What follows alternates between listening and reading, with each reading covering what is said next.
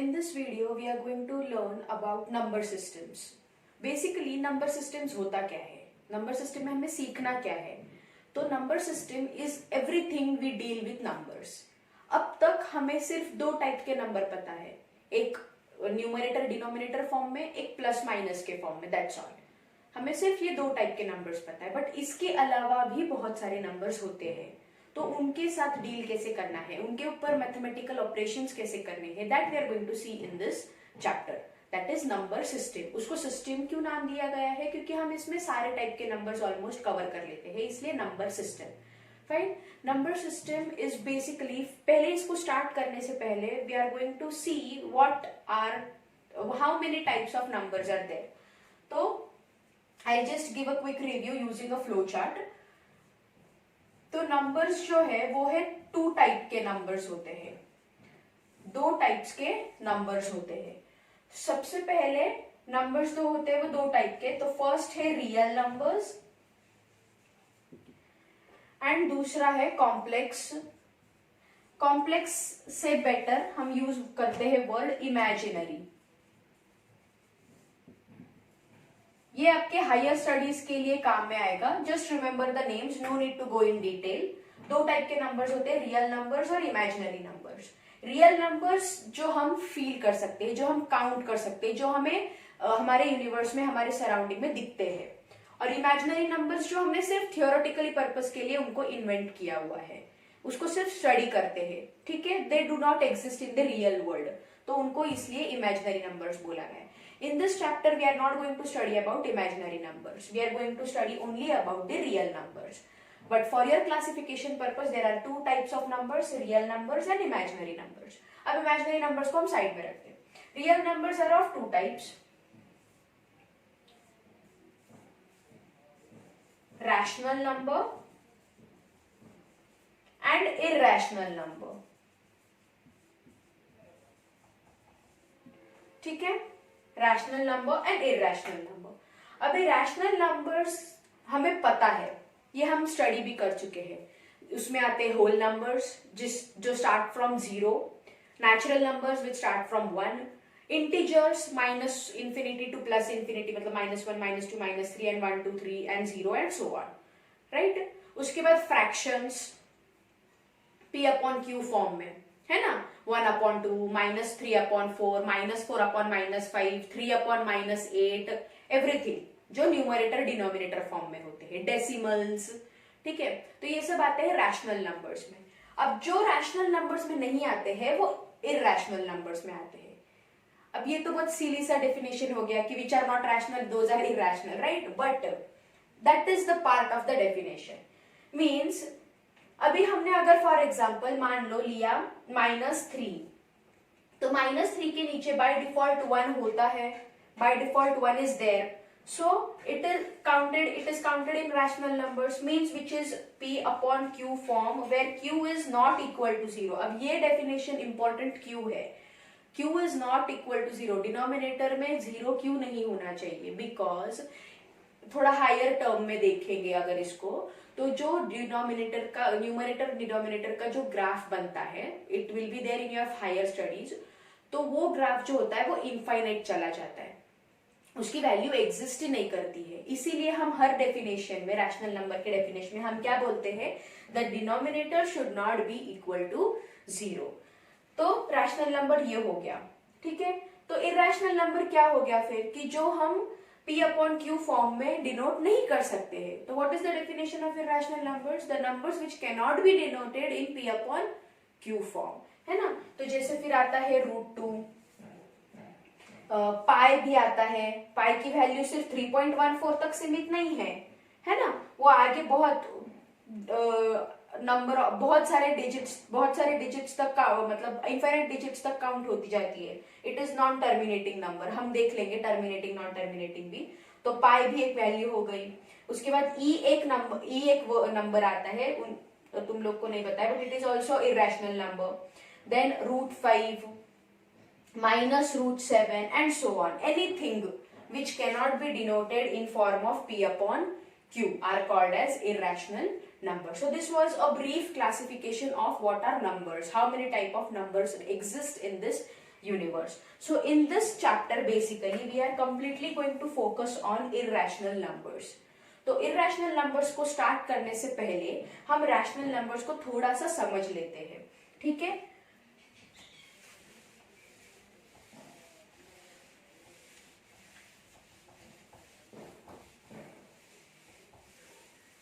Now in first exercise you have this kind of questions कि insert 5 rational numbers between 4/5 and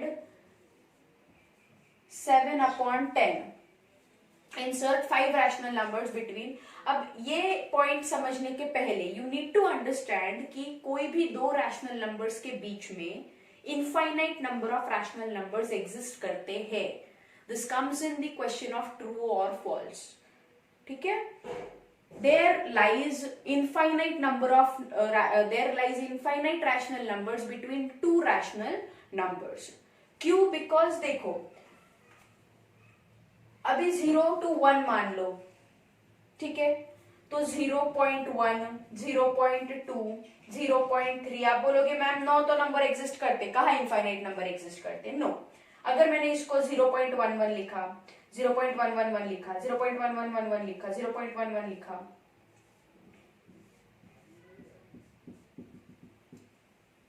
is this number stopping? No, it will not stop ever. और वैसे भी वो 0 point है, मतलब वो 0 और 1 के बीच में ही लाई करने वाला है ना? That means there lies infinite numbers between any two given numbers, right? So अब ये क्वेश्चन सॉल्व करने के लिए देर आर टू मेथड्स. पहली method will go step wise. First method क्या है? सिंपली दोनों का एडिशन करो डिवाइडेड बाय 2, तो आपको बीच का नंबर मिल जाएगा. ठीक है? मान लो कुछ आपको नंबर मिल गया 7/5. For example, I am just giving you an example. मान लो 7/8 मिल गया. फिर से इन दोनों का प्लस करके डिवाइडेड बाय 2, फिर से इन दोनों के बीच का नंबर मिलेगा, और इन दोनों का प्लस करके डिवाइडेड बाय 2 इनके बीच का नंबर मिलेगा. तो it will be very tedious job to do, क्योंकि उसमें कैलकुलेशन मिस्टेक्स होने की संभावना बहुत ज्यादा होती है. ठीक है? बिकॉज फ्रैक्शंस का एडिशन, फिर से उनको डिवाइड बाय 2, फिर से वो जो फ्रैक्शन मिलेंगे उनको डिवाइड बाय 2, फिर से एलसीएम निकालो. So this will become a very tedious and calculative job to do. So basically we will avoid that method. What is the second method here? Second method is simpler one. First make the denominators same. How do we make denominators same? By taking LCM.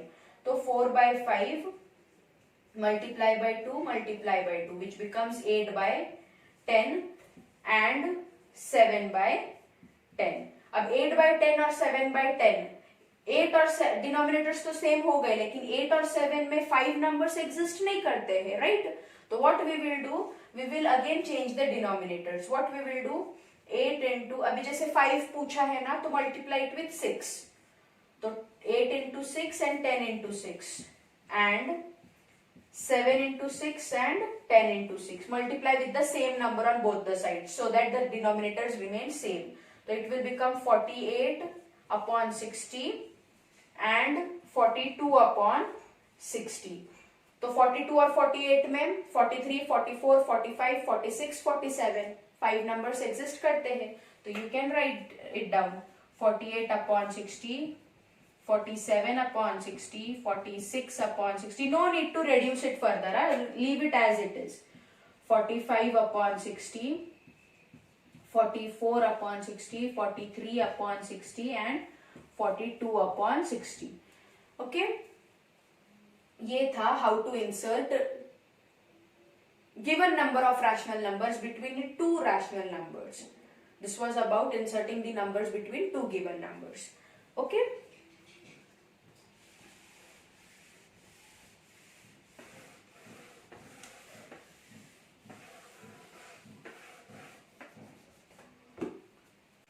सो हमने देख लिया ये.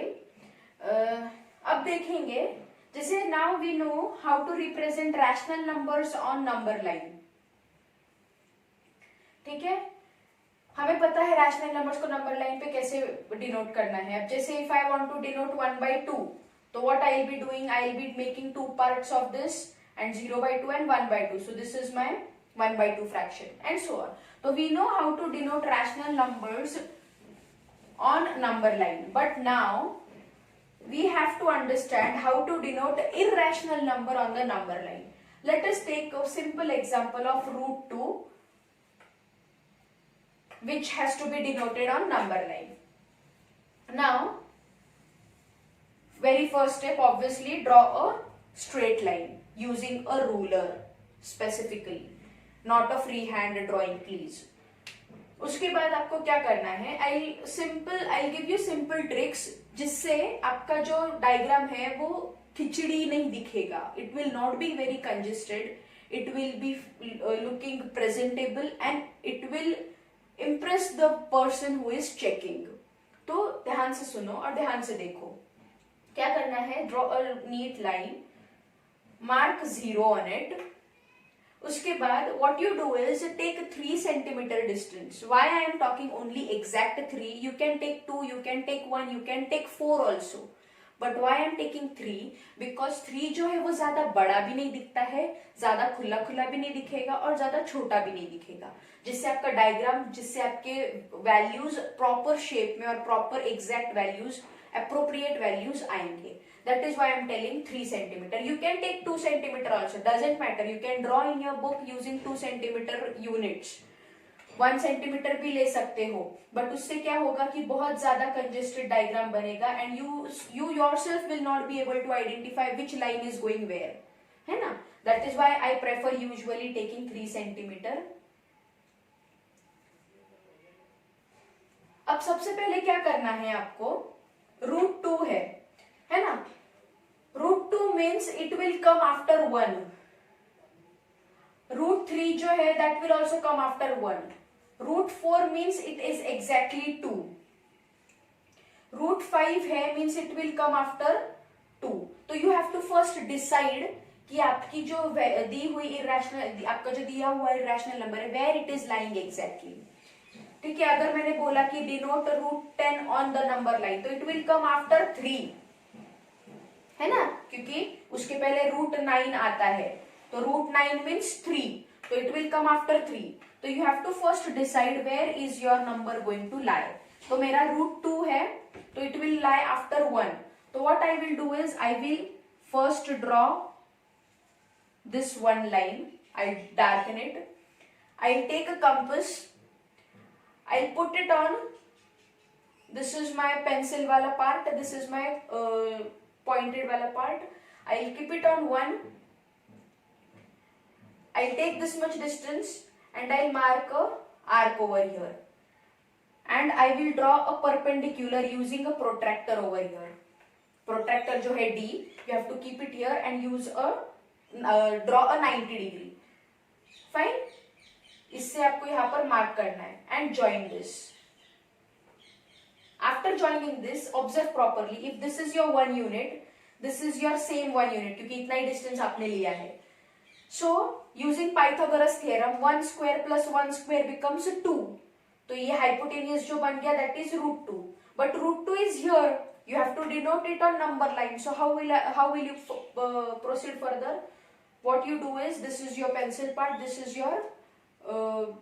your round pointed part, and this is your pencil part. So put your rounder here, take this much distance, √2 distance लेना है, take √2 distance and draw it down.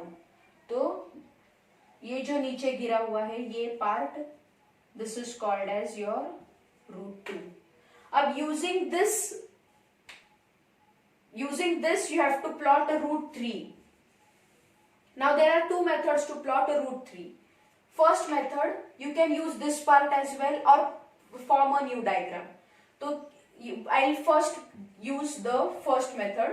What is the first method? Again take your protractor, put it on √2. √2 पे रखना है और एक 90 degree यहां से बनानी है. ठीक है, फिर से इतना 1 यूनिट डिस्टेंस लेना है, ये 1 unit distance, mark it over here and join this again. और फिर से यहां पर इतना डिस्टेंस लेकर इसको नीचे डालना है, तो this will be your √3. This is your method 1. This method is not given in textbook, but I usually prefer this method because it is easier and it is less messier. Fine. What is the second method which is given in textbook? First draw this, then draw this 1 unit. जितना ये distance है उतना ही ये distance है. Join this.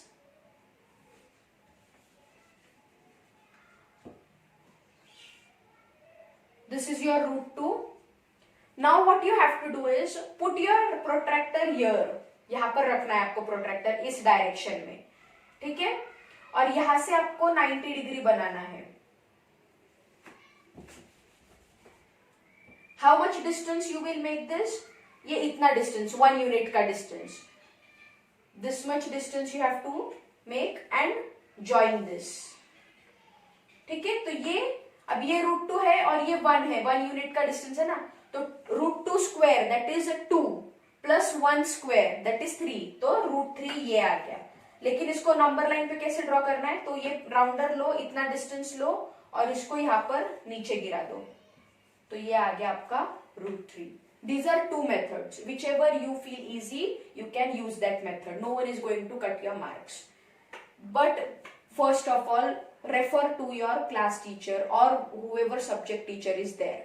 Ask them if they are okay with this method or any method which you feel easy, and then use that method. Okay? So this was about the second method. First method में हमने क्या किया था? We just drew this first right angle triangle, √2 को plot किया और √2 से 90 degree बनाकर आगे √3 बनाया. Fine. So these are 2 methods in which you can plot the irrational number on a number line. Now, how to plot 1.63 bar on a number line? अब बार मतलब क्या होता है कि वो पर्टिकुलर डिजिट जो है वो रिपीट हो रहा है, मतलब 1.633333 and so on, which is not going to stop, है ना? अगर 63 पे बार होता तो 636363 will be repeating. Now how to plot this particular point on the number line? तो अब ये देखो 1.63 है. First of all draw a number line, 0 1 2 and 3, that's all. अब 1 पॉइंट है ना, तो 0 और 1 को 10 लाइन्स में डिवाइड करो. 1 2 3 4 5 6 7 8 9, तो ये 10 पार्ट्स हो गए.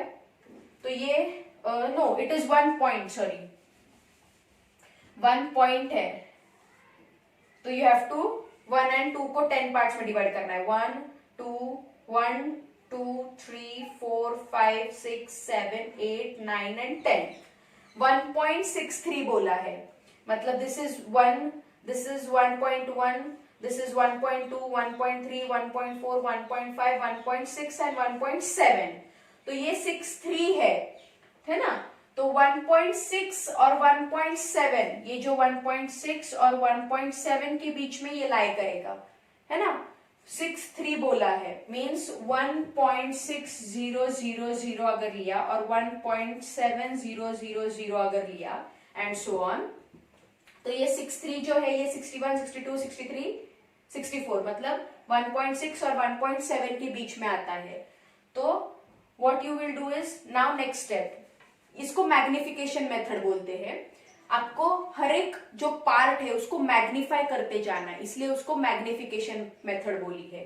तो 1.6 और 1.7, तो फिर से एक नंबर लाइन बनाओ, यहां पर लिखो 1.6, यहां पर लिखो 1.7. अब इनको इक्वल 10 पार्ट्स में फिर से डिवाइड करो, तो क्या हो जाएगा 1 2 3 4 5 6 7 8 9 एंड 10.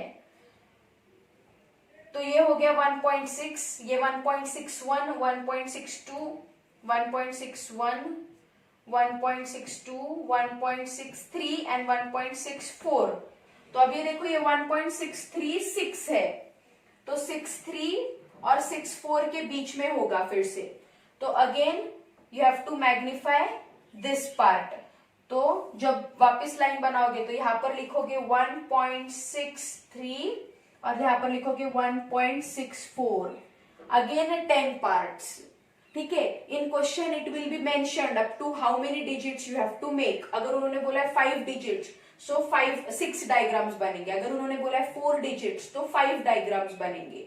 ठीक है, so this is called as magnification method of representing any decimal irrational number. और जो रूट वाले जो नंबर्स है उनके 2 मेथड्स बताए हैं और डेसिमल्स का एक मेथड बताया है। फाइन।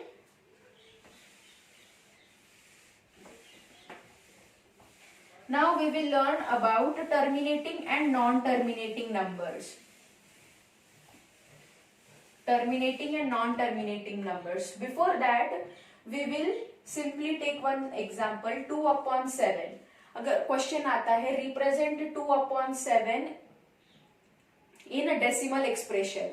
तो decimal expression you are learning it from grade 6. तो 7 को 2 से डिवाइड करना है आपको, है ना। तो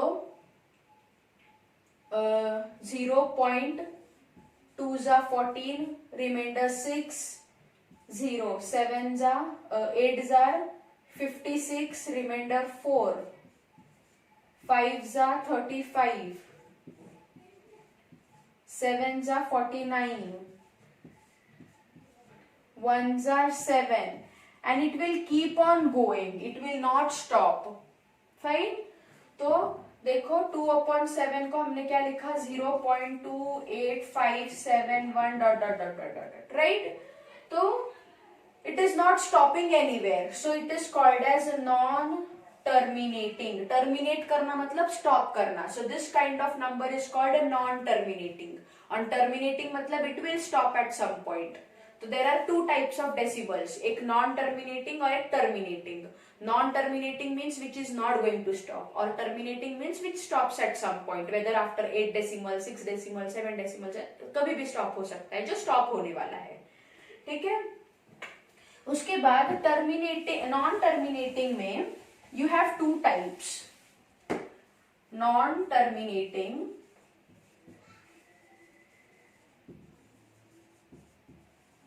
you have 2 types, एक रिकरिंग और एक non recurring. Recurring and non recurring में recurring means which is reoccurring, मैं ब्रेक करी हूं वर्ड को, रीअकरिंग, बराबर, मतलब जो रिपीट हो रहा है, अकर होना मतलब रिपीट होना या वापिस वापिस आना, है ना। तो रीअकरिंग मीन्स 3.63636363, तो यहाँ पर 63 जो है वो रिपीट होते जा रहा है, तो that is called as reoccurring and non terminating, वो स्टॉप नहीं हो रहा है कहीं पर भी। तो 3.63 बार, है ना, that is called as recurring non terminating number. और नॉन रिकरिंग मतलब क्या, जो एक भी डेसिमल को रिपीट नहीं करता है, कोई पैटर्न नहीं है, जैसे 3.14721 8 9 7 8 5 6 एंड सो ऑन। तो यहाँ पर कोई भी पैटर्न नहीं है, नंबर्स आते जा रहे बट रिपीट नहीं हो रहे, तो non recurring and non terminating. और रिकरिंग मतलब जो रिपीट होते हैं, कोई पैटर्न होता है, तो रिकरिंग एंड नॉन टर्मिनेटिंग। ठीक है, अभी देखो ऐसा एक क्वेश्चन आता है फॉर 1 मार्क कि without actually performing the division, जो हमने 2/7 का भी डिवीजन किया था, तो without actually performing the division identify whether the number is terminating और नॉन टर्मिनेटिंग। मान लो एक एग्जांपल लेते हैं हम लोग 7/50, ठीक है, 7/50। तो 7/50 को you have to identify whether it is terminating or non-terminating. तो how are you going to identify without performing the division? तो 50 को क्या करो, फैक्टराइज करो। 50 को you have to factorize. 2 25s are 5 5s are 5 1s are. So 50 can be written as 2⁻1 and 5⁻2.